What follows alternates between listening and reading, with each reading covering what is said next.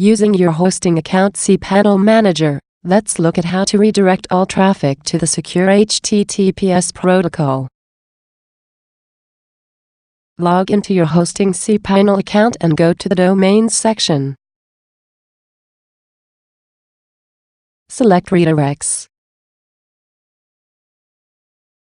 Under the Add Redirect, check to make sure the type is set to Permanent 301. The HTTPS www is set to all public domains and the root is left as is.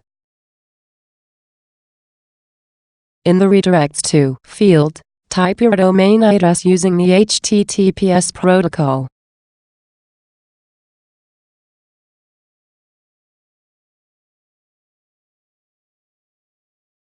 Then select the wildcard redirect and click the Add button.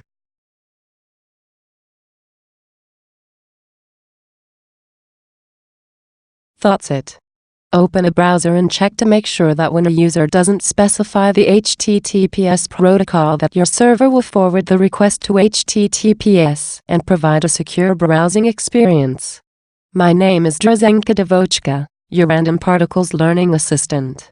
Subscribe and all of your dreams will come true.